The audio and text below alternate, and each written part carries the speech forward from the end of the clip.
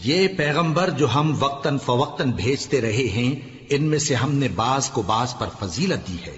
بعض ایسے ہیں جن سے اللہ نے گفتگو کی، اور بعض کے دوسرے امور میں مرتبے بلند کیے۔ اور عیسیٰ ابن مریم کو ہم نے کھلی ہوئی نشانیاں عطا کی اور روح القدس سے ان کو مدد دی۔ اور اگر اللہ چاہتا تو ان سے پچھلے لوگ اپنے پاس کھلی نشانیاں آنے کے بعد آپس میں نہ لڑتے، لیکن انہوں نے اختلاف کیا تو ان میں سے بعض تو ایمان لے آئے اور بعض کافر ہی رہے۔ اور اگر اللہ چاہتا تو یہ لوگ باہم جنگ و قتال نہ کرتے، لیکن اللہ جو چاہتا ہے کرتا ہے۔ اے ایمان والو، جو مال ہم نے تم کو دیا ہے اس میں سے اس دن کے آنے سے پہلے پہلے خرچ کر لو جس میں نہ اعمال کا سودا ہو اور نہ دوستی اور سفارش ہو سکے، اور کفر کرنے والے لوگ ظالم ہیں۔ اللہ وہ معبود برحق ہے کہ اس کے سوا کوئی عبادت کے لائق نہیں، زندہ ہے، سب کو تھامنے والا، اسے نہ اونگ آتی ہے نہ نیند۔ جو کچھ آسمانوں میں اور جو کچھ زمین میں ہے سب اسی کا ہے۔ کون ہے کہ اس کی اجازت کے بغیر اس سے کسی کی سفارش کر سکے؟ جو کچھ لوگوں کے روبرو ہو رہا ہے اور جو کچھ ان کے پیچھے ہو چکا ہے اسے سب معلوم ہے، اور لوگ اس کی معلومات میں سے کسی چیز پر دسترس حاصل نہیں کر سکتے۔ ہاں، جس قدر وہ چاہتا ہے اسی قدر معلوم کرا دیتا ہے۔ اس کی بادشاہی اور علم آسمان اور زمین سب پر حاوی ہے، اور اسے ان کی حفاظت کچھ بھی دشوار نہیں۔ وہ بڑا عالی رتبہ ہے، جلیل القدر ہے۔ دین اسلام میں کوئی زبردستی نہیں ہے، ہدایت صاف طور پر ظاہر اور گمراہی سے الگ ہو چکی ہے۔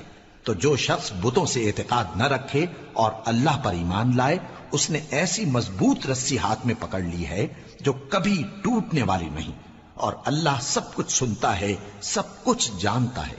جو لوگ ایمان لائے ہیں ان کا دوست اللہ ہے کہ اندھیرے سے نکال کر روشنی میں لے جاتا ہے، اور جو کافر ہیں ان کے دوست شیطان ہیں کہ ان کو روشنی سے نکال کر اندھیرے میں لے جاتے ہیں۔ یہی لوگ اہل دوزخ ہیں کہ اس میں ہمیشہ رہیں گے۔ بھلا تم نے اس شخص کو نہیں دیکھا جو اس غرور کے سبب سے کہ اللہ نے اس کو سلطنت بخشی تھی، ابراہیم سے اپنے پروردگار کے بارے میں جھگڑنے لگا؟ جب ابراہیم نے کہا میرا پروردگار تو وہ ہے جو زندگی دیتا ہے اور موت دیتا ہے، وہ بولا کہ زندگی اور موت تو میں بھی دے سکتا ہوں۔ ابراہیم نے کہا کہ اللہ تو سورج کو مشرق سے نکالتا ہے، آپ اسے مغرب سے نکال دیجئے۔ یہ سن کر وہ کافر ہکا بکا رہ گیا، اور اللہ بے انصافوں کو ہدایت نہیں دیا کرتا۔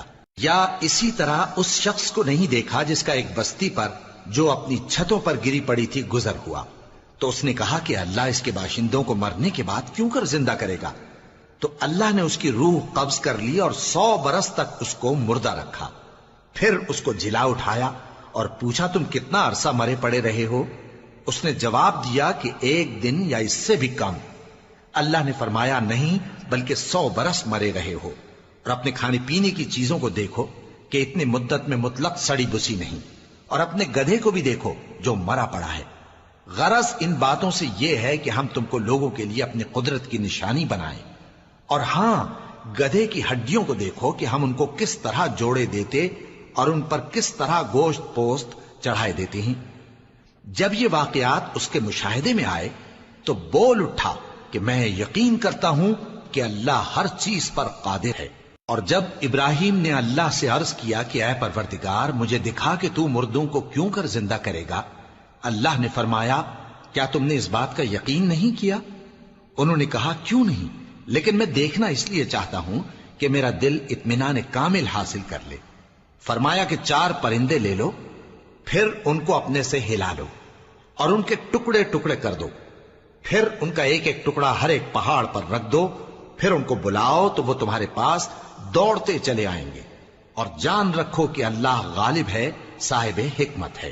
جو لوگ اپنا مال اللہ کی راہ میں خرچ کرتے ہیں ان کے مال کی مثال اس دانے کی سی ہے جس سے 7 بالیں اگیں اور ہر ایک بال میں 100 دانے ہوں، اور اللہ جس کے اجر کو چاہتا ہے اور زیادہ کرتا ہے، اور اللہ کشائش والا ہے، سب کچھ جاننے والا ہے۔ جو لوگ اپنا مال اللہ کے راستے میں صرف کرتے ہیں پھر اس کے بعد نہ اس خرچ کا کسی پر احسان رکھتے ہیں اور نہ کسی کو تکلیف دیتے ہیں، ان کا صلہ ان کے پروردگار کے پاس تیار ہے، اور قیامت کے روز نہ ان کو کچھ خوف ہوگا اور نہ وہ غمگین ہوں گے۔ جس خیرات کے دینے کے بعد لینے والے کو ایذا دی جائے اس سے تو نرم بات کہہ دینی اور درگزر کرنا بہتر ہے، اور اللہ بے نیاز ہے، بردبار ہے۔ مومنوں، اپنے صدقات و خیرات احسان رکھنے اور ایذا دینے سے اس شخص کی طرح برباد نہ کر دینا جو لوگوں کو دکھاوے کے لیے مال خرچ کرتا ہے اور اللہ اور روز آخر پر ایمان نہیں رکھتا، تو اس کے مال کی مثال اس چٹان کی سی ہے جس پر تھوڑی سی مٹی پڑی ہو اور اس پر زور کا مے برس کر اسے صاف کر ڈالے۔ اسی طرح یہ ریاکار لوگ اپنے اعمال کا کچھ بھی صلہ حاصل نہیں کر سکیں گے، اور اللہ ایسے ناشکروں کو ہدایت نہیں دیا کرتا۔ اور جو لوگ اللہ کی خوشنودی حاصل کرنے کے لیے اور خلوص نیت سے اپنا مال خرچ کرتے ہیں، ان کی مثال ایک باغ کی سی ہے جو اونچی جگہ پر واقع ہو، جب اس پر زور کا مے پڑے تو دگنا پھل لائے، پھر اگر مے نہ بھی پڑے تو خیر پھوار ہی صحیح، اور اللہ تمہارے کاموں کو دیکھ رہا ہے۔ بھلا تم میں کوئی یہ چاہتا ہے کہ اس کا کھجوروں اور انگوروں کا باغ ہو جس میں نہریں بہ رہی ہوں اور اس میں اس کے لیے ہر قسم کے میوے موجود ہوں، اور اسے بڑھاپا آ پکڑے اور اس کے ننھے ننھے بچے بھی ہوں، تو ناگہاں اس باغ پر آگ کا بھرا ہوا بگولا چلے، پس وہ جل جائے۔ اس طرح اللہ تم سے اپنی آیتیں کھول کھول کر بیان فرماتا ہے تاکہ تم سوچو اور سمجھو۔ مومنو، جو پاکیزہ اور عمدہ مال تم کماتے ہو اور جو چیزیں ہم تمہارے لیے زمین سے نکالتے ہیں ان میں سے اللہ کی راہ میں بھی خرچ کرو، اور بری اور ناپاک چیزیں دینے کا قصد نہ کرنا کہ اگر وہ چیزیں تمہیں دی جائیں تو بجز اس کے کہ لیتے وقت آنکھیں بند کر لو، ان کو کبھی نہ لو، اور جان رکھو کہ اللہ بے نیاز ہے، خوبیوں والا ہے۔ شیطان تمہیں تنگ دستی کا خوف دلاتا اور بے حیائی کے کام کرنے کو کہتا ہے، اور اللہ تم سے اپنی بخشش اور رحمت کا وعدہ کرتا ہے، اور اللہ کشائش والا ہے، سب کچھ جاننے والا ہے۔ وہ جس کو چاہتا ہے دانائی بخشتا ہے، اور جس کو دانائی ملی بے شک اس کو بڑی نعمت ملی۔ اور نصیحت تو وہی لوگ قبول کرتے ہیں جو عقل مند ہیں، اور تم اللہ کی راہ میں جس طرح کا خرچ کرو یا کوئی نذر مانو، اللہ اس کو جانتا ہے، اور ظالموں کا کوئی مددگار نہ ہوگا۔ اگر تم خیرات ظاہر کر کے دو تو وہ بھی خوب ہے، اور اگر پوشیدہ دو اور دو بھی ضرورت مندوں کو تو یہ تمہارے لیے بہتر ہے، اور اس طرح کا دینا تمہارے گناہوں کو بھی دور کرے گا، اور اللہ کو تمہارے سب کاموں کی خبر ہے۔ اے نبی صلی اللہ علیہ وآلہ وسلم، تم ان لوگوں کی ہدایت کے ذمہ دار نہیں ہو، بلکہ اللہ ہی جس کو چاہتا ہے ہدایت بخشتا ہے۔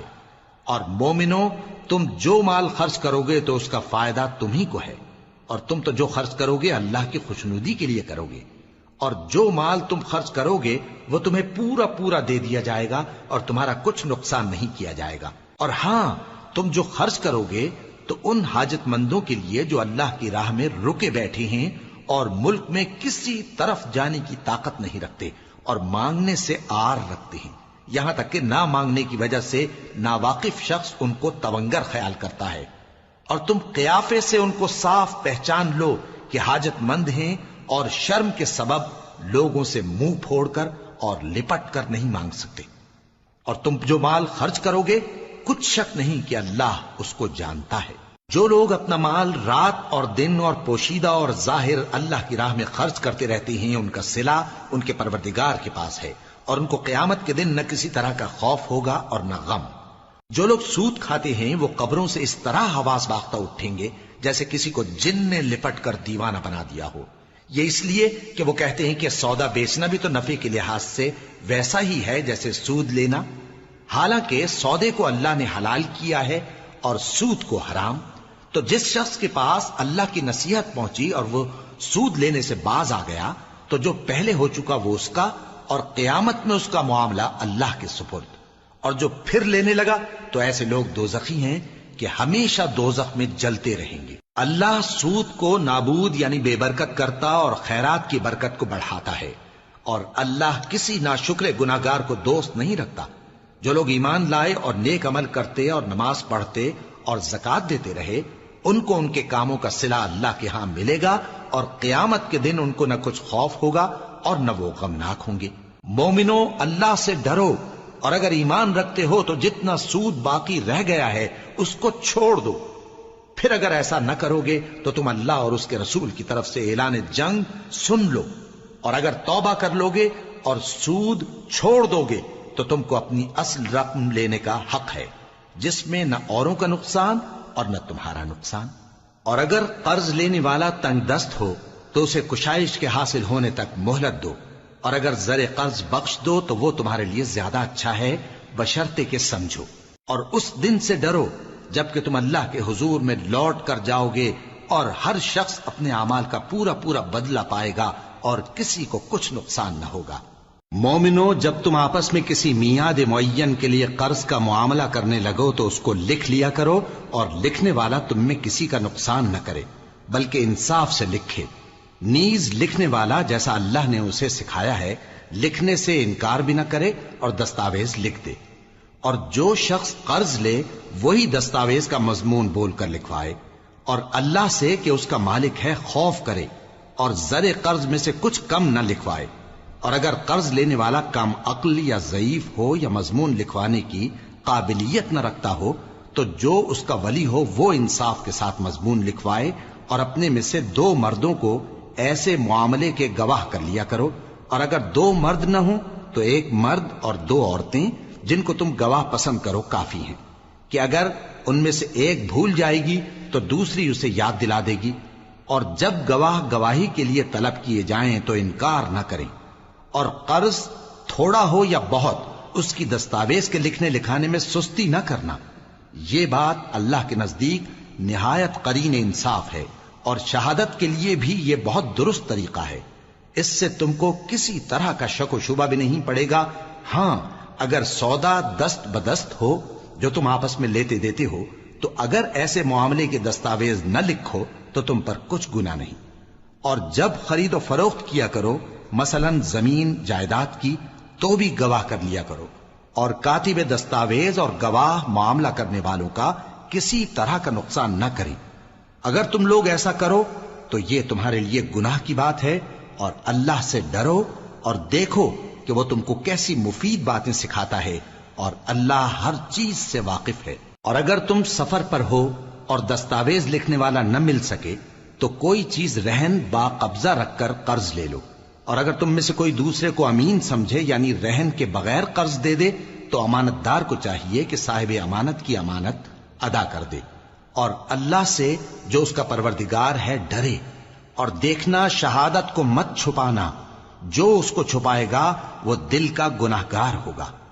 اور اللہ تمہارے سب کاموں سے واقف ہے، جو کچھ آسمانوں میں اور جو کچھ زمین میں ہے سب اللہ ہی کا ہے۔ تم اپنے دلوں کی بات کو ظاہر کرو گے تو اور چھپاؤ گے تو اللہ تم سے اس کا حساب لے گا، پھر وہ جسے چاہے مغفرت کرے اور جسے چاہے عذاب دے، اور اللہ ہر چیز پر قادر ہے۔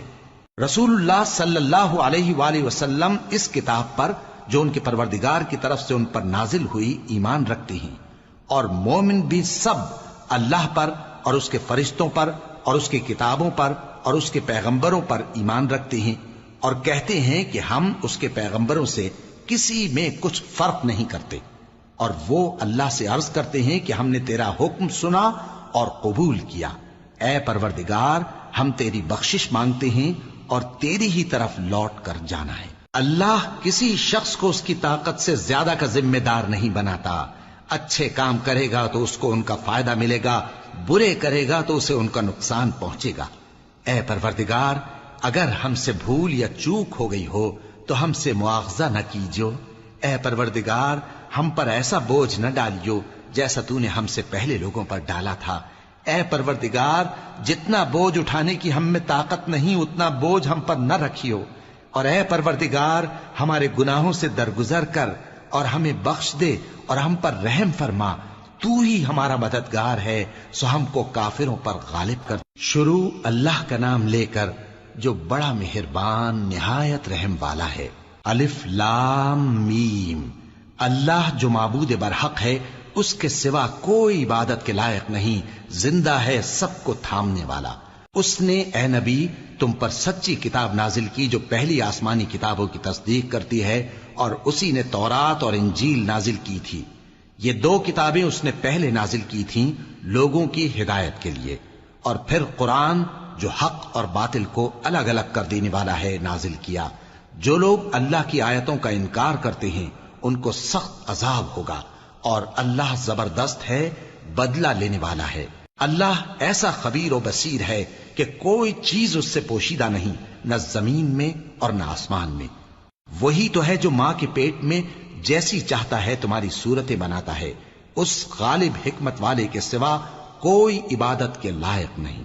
اے پیغمبر، وہی تو ہے جس نے تم پر یہ کتاب نازل کی جس کی بعض آیتیں محکم ہیں اور وہی اصل کتاب ہیں، اور بعض دوسری متشابہ ہیں۔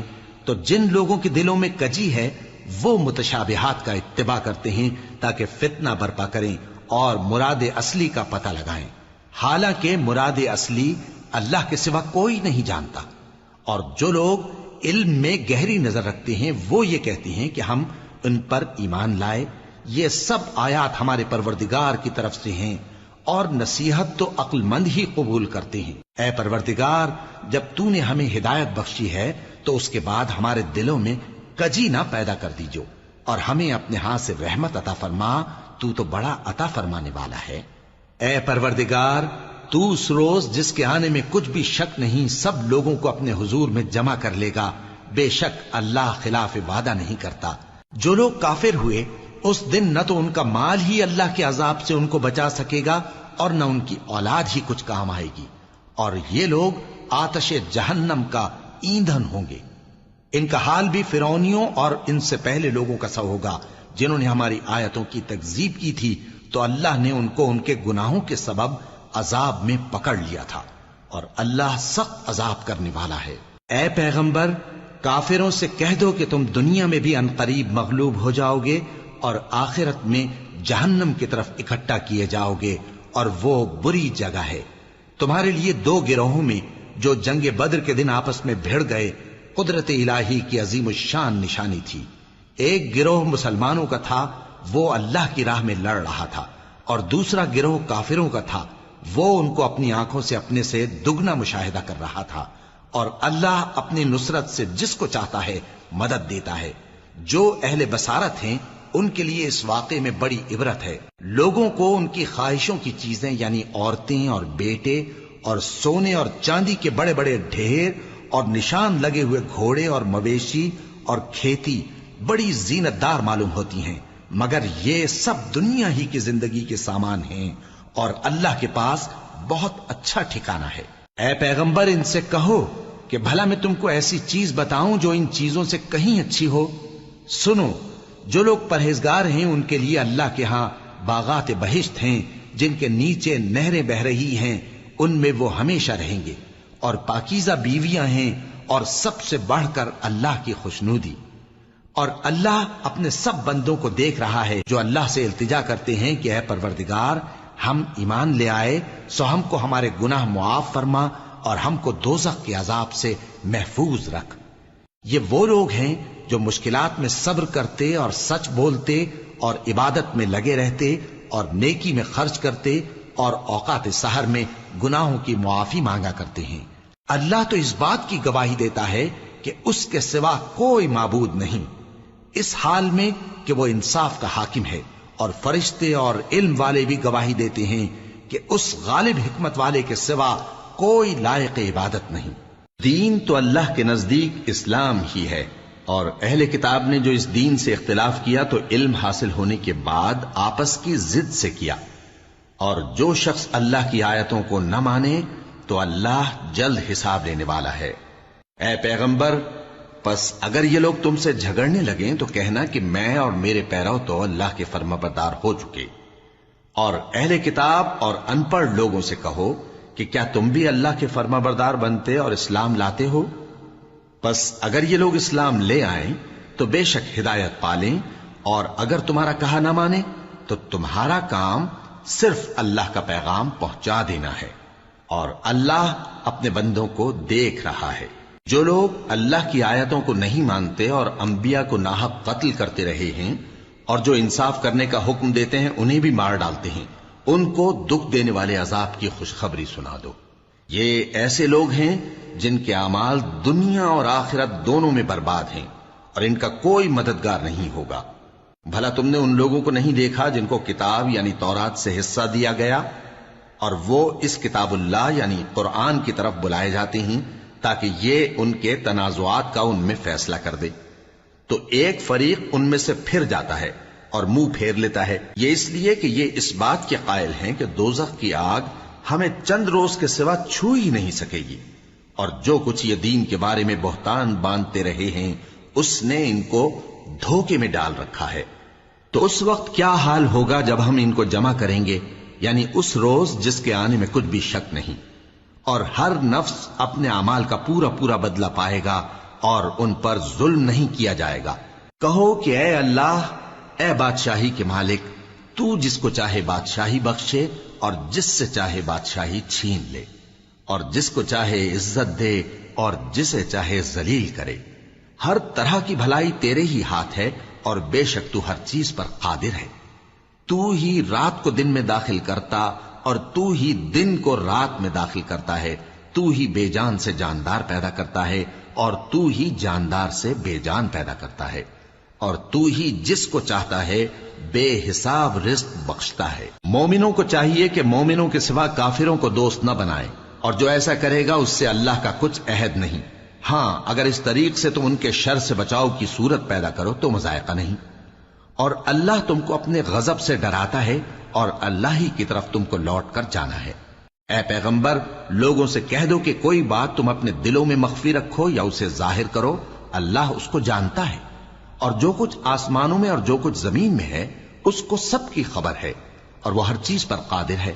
جس دن ہر شخص اپنی کی ہوئی نیکی کو موجود پا لے گا اور اپنی برائی کو بھی دیکھ لے گا تو آرزو کرے گا کہ اے کاش اس میں اور اس برائی میں دور کی مسافت ہو جاتی، اور اللہ تم کو اپنے غضب سے ڈراتا ہے اور اللہ اپنے بندوں پر نہایت مہربان ہے۔ اے پیغمبر، لوگوں سے کہہ دو کہ اگر تم اللہ کو دوست رکھتے ہو تو میری پیروی کرو، اللہ بھی تمہیں دوست رکھے گا اور تمہارے گناہ معاف کر دے گا، اور اللہ بخشنے والا ہے، مہربان ہے۔ کہہ دو کہ اللہ اور اس کے رسول کا حکم مانو، پس اگر وہ نہ مانے تو اللہ بھی کافروں کو دوست نہیں رکھتا۔ اللہ نے آدم اور نوح اور خاندان ابراہیم اور خاندان عمران کو تمام جہان کے لوگوں میں سے منتخب فرمایا تھا، ان میں سے بعض بعض کی اولاد تھے، اور اللہ سننے والا ہے، جاننے والا ہے۔ وہ وقت یاد کرنے کے لائق ہے جب عمران کی بیوی نے کہا کہ اے پروردگار، جو بچہ میرے پیٹ میں ہے میں اس کو تیری نذر کرتی ہوں، اسے دنیا کے کاموں سے آزاد رکھوں گی، تو اسے میری طرف سے قبول فرما، تو سننے والا ہے، جاننے والا ہے۔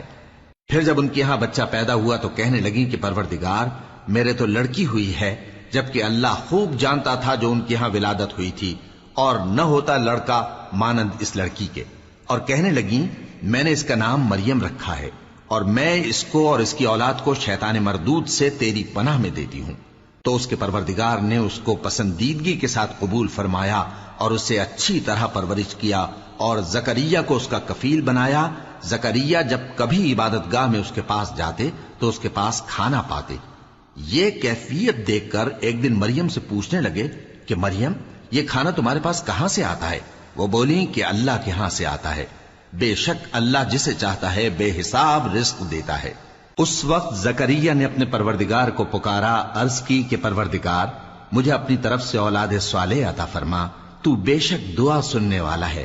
چنانچہ وہ ابھی عبادت گاہ میں کھڑے نماز ہی پڑھ رہے تھے کہ فرشتوں نے آواز دی کہ زکریا، اللہ تمہیں یحییٰ کی بشارت دیتا ہے، جو کلمۃ اللہ یعنی عیسیٰ کی تصدیق کریں گے اور سردار ہوں گے، اور عورتوں سے رغبت نہ رکھنے والے، اور ایک پیغمبر یعنی نیکوکاروں میں ہوں گے۔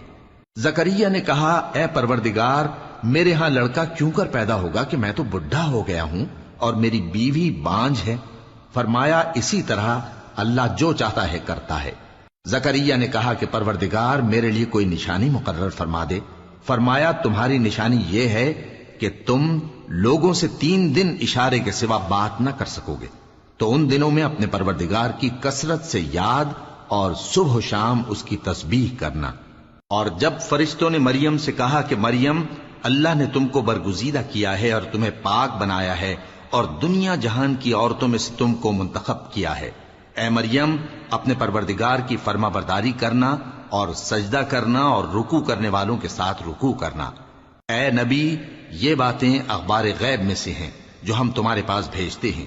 اور جب وہ لوگ اپنے قلم بطور قرعہ ڈال رہے تھے کہ مریم کا کفیل کون بنے تو تم ان کے پاس نہیں تھے، اور نہ اس وقت ہی ان کے پاس تھے جب وہ آپس میں جھگڑ رہے تھے۔ وہ وقت بھی یاد کرنے کے لائق ہے جب فرشتوں نے مریم سے کہا کہ مریم، اللہ تم کو اپنی طرف سے ایک کلمے کی بشارت دیتا ہے جس کا نام مسیح اور مشہور عیسیٰ ابن مریم ہوگا، اور جو دنیا اور آخرت میں آبرو مند اور مقربین میں سے ہوگا، اور ماں کی گود میں اور بڑی عمر کا ہو کر دونوں حالتوں میں لوگوں سے یکساں گفتگو کرے گا اور نیکوکاروں میں ہوگا۔ مریم نے کہا کہ پروردگار، میرے ہاں بچہ کیوں کر ہوگا کہ کسی انسان نے مجھے ہاتھ تک تو لگایا نہیں۔ فرمایا کہ اللہ اسی طرح جو چاہتا ہے پیدا کرتا ہے، جب وہ کوئی کام کرنا چاہتا ہے تو ارشاد فرما دیتا ہے کہ ہو جا تو وہ ہو جاتا ہے۔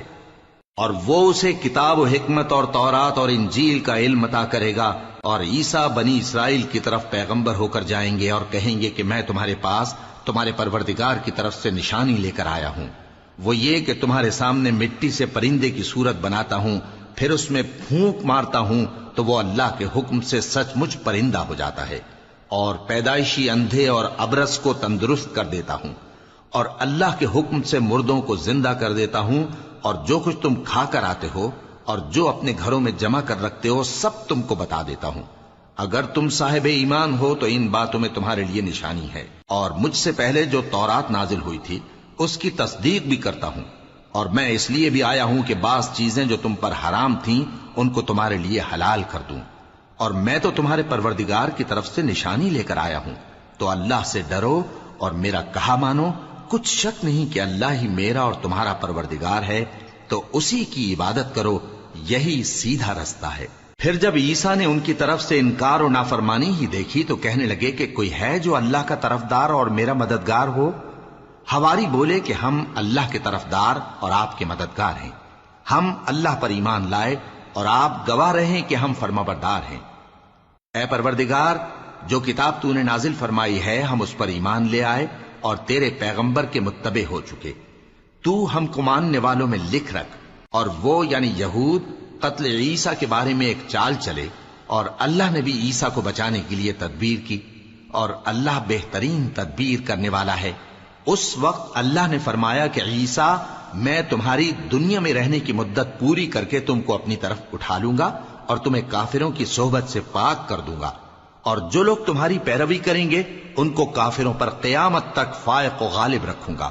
پھر تم سب میرے پاس لوٹ کر آؤ گے تو جن باتوں میں تم اختلاف کرتے رہے اس دن تم میں ان کا فیصلہ کر دوں گا۔ اب جو کافر ہوئے ان کو دنیا اور آخرت دونوں میں سخت عذاب دوں گا، اور ان کا کوئی مددگار نہ ہوگا۔ اور جو لوگ ایمان لائے اور عمل نیک کرتے رہے ان کو اللہ پورا پورا صلہ دے گا، اور اللہ ظالموں کو دوست نہیں رکھتا۔ اے نبی، یہ ہم تم کو اللہ کی آیتیں اور حکمت بھری نصیحتیں پڑھ پڑھ کر سناتے ہیں۔ عیسیٰ کا حال اللہ کے نزدیک آدم کا سا ہے کہ اس نے پہلے مٹی سے ان کو بنایا، پھر فرمایا کہ باشعور انسان ہو جا، تو وہ ویسے ہی ہو گئے۔ یہ بات تمہارے پروردگار کی طرف سے حق ہے، تو تم ہرگز شک کرنے والوں میں نہ ہونا۔ پھر اگر یہ لوگ عیسیٰ کے بارے میں تم سے جھگڑا کریں اس کے بعد کہ تم کو حقیقت معلوم ہو ہی چکی ہے، تو ان سے کہنا کہ آؤ ہم اپنے بیٹوں اور بیٹیوں کو بلائیں، تم اپنے بیٹوں اور بیٹیوں کو بلاؤ، اور ہم خود بھی آئیں اور تم خود بھی آؤ، پھر دونوں فریق اللہ سے دعا و التجا کریں، اس طرح جھوٹوں پر اللہ کی لعنت بھیجیں۔ یہ تمام بیانات صحیح ہیں، اور اللہ کے سوا کوئی معبود نہیں، اور بے شک اللہ غالب ہے، صاحب حکمت ہے۔ بس اگر یہ لوگ پھر جائیں تو اللہ مفسدوں کو خوب جانتا ہے۔ کہہ دو کہ اے اہل کتاب، جو بات ہمارے اور تمہارے دونوں کے درمیان یکساں تسلیم کی گئی ہے اس کی طرف آؤ، وہ یہ کہ اللہ کے سوا ہم کسی کی عبادت نہ کریں اور اس کے ساتھ کسی چیز کو شریک نہ بنائیں، اور ہم میں کوئی کسی کو اللہ کے سوا اپنا کارساز نہ سمجھے۔ پھر اگر یہ لوگ اس بات کو نہ مانیں تو ان سے کہہ دو کہ تم گواہ رہو کہ ہم اللہ کے فرما بردار ہیں۔ اے اہل کتاب، تم ابراہیم کے بارے میں کیوں جھگڑتے ہو؟ حالانکہ تورات اور انجیل ان کے بعد اتری ہیں اور وہ پہلے ہو چکے، تو کیا تم عقل نہیں رکھتے؟ دیکھو، ایسی بات میں تو تم نے جھگڑا کیا ہی تھا جس کا تمہیں کچھ علم تھا بھی، مگر ایسی بات میں کیوں جھگڑتے ہو جس کا تم کو کچھ بھی علم نہیں؟ اور اللہ جانتا ہے اور تم نہیں جانتے۔ ابراہیم نہ تو یہودی تھے اور نہ عیسائی، بلکہ سب سے بے تعلق ہو کر ایک اللہ کے ہو رہے تھے اور اسی کے فرما بردار تھے اور مشرکوں میں نہ تھے۔ ابراہیم سے زیادہ قرب رکھنے والے تو وہ لوگ ہیں جو ان کی پیروی کرتے رہے، اور یہ پیغمبر آخر الزماں صلی اللہ علیہ وآلہ وسلم اور وہ لوگ جو ایمان لائے ہیں، اور اللہ مومنوں کا کارساز ہے۔ اے اہل اسلام، بعض اہل کتاب اس بات کی خواہش رکھتے ہیں کہ کسی طرح تم کو گمراہ کر دیں، حالانکہ یہ تم کو کیا گمراہ کریں گے، اپنے آپ کو ہی گمراہ کر رہے ہیں اور نہیں جانتے۔ اے اہل کتاب، تم اللہ کی آیتوں سے کیوں انکار کرتے ہو اور تم تورات کو مانتے تو ہو؟ اے اہل کتاب، تم سچ کو جھوٹ کے ساتھ خلط ملط کیوں کرتے ہو اور حق کو کیوں چھپاتے ہو جبکہ تم جانتے بھی ہو؟ اور اہل کتاب کا ایک گروہ اپنے آدمیوں سے کہتا ہے کہ جو کتاب مومنوں پر نازل ہوئی ہے اس پر دن کے شروع میں تو ایمان لے آیا کرو اور اس کے آخر میں انکار کر دیا کرو، تاکہ وہ اسلام سے برگشتہ ہو جائیں، اور اپنے دین کے پیروں کے سوا کسی اور کی بات کا یقین نہ کر لینا۔ اے پیغمبر، کہہ دو کہ ہدایت تو اللہ ہی کی ہدایت ہے۔ وہ یہ بھی کہتے ہیں، یہ بھی نہ ماننا کہ جو چیز تم کو ملی ہے ویسی کسی اور کو بھی مل سکتی ہے، ورنہ وہ تم پر تمہارے رب کے روبرو حجت قائم کر دیں گے۔ اے پیغمبر، کہہ دو کہ بزرگی اللہ ہی کے ہاتھ میں ہے، وہ جسے چاہتا ہے دیتا ہے، اور اللہ کشائش والا ہے، علم والا ہے۔ وہ اپنی رحمت سے جس کو چاہتا ہے خاص کر لیتا ہے، اور اللہ بڑے فضل کا مالک ہے۔ اور اہل کتاب میں سے کوئی تو ایسا ہے کہ اگر تم اس کے پاس دیناروں کا ڈھیر امانت رکھ دو تو تم کو فوراً واپس دے دے، اور کوئی اس طرح کا ہے کہ اگر اس کے پاس 1 دینار بھی امانت رکھو تو جب تک اس کے سر پر ہر وقت کھڑے نہ رہو تمہیں دے ہی نہیں۔ یہ اس لیے کہ وہ کہتے ہیں کہ امیوں کے بارے میں ہم سے مواخذہ نہیں ہوگا۔ یہ اللہ پر محض جھوٹ بولتے ہیں اور اس بات کو جانتے بھی ہیں۔ ہاں، کیوں نہیں؟ جو شخص اپنے اقرار کو پورا کرے اور پرہیزگار بنا رہے تو اللہ بھی پرہیزگاروں کو دوست رکھتا ہے۔ جو لوگ اللہ کے اقراروں اور اپنی قسموں کو بیچ ڈالتے ہیں اور ان کے عوض تھوڑی سی قیمت حاصل کرتے ہیں، ان کا آخرت میں کچھ حصہ نہیں۔ ان سے اللہ نہ تو کلام کرے گا اور نہ قیامت کے روز ان کی طرف دیکھے گا، اور نہ ان کو پاک کرے گا، اور ان کو دکھ دینے والا عذاب ہوگا۔ اور ان اہل کتاب میں بعض ایسے ہیں کہ کتاب یعنی تورات کو زبان مروڑ مروڑ کر پڑھتے ہیں تاکہ تم سمجھو کہ جو کچھ وہ پڑھتے ہیں کتاب میں سے ہے، حالانکہ وہ کتاب میں سے نہیں ہوتا، اور کہتے ہیں کہ وہ اللہ کی طرف سے نازل ہوا ہے، حالانکہ وہ اللہ کی طرف سے نہیں ہوتا، اور اللہ پر جھوٹ بولتے ہیں اور یہ بات جانتے بھی ہیں۔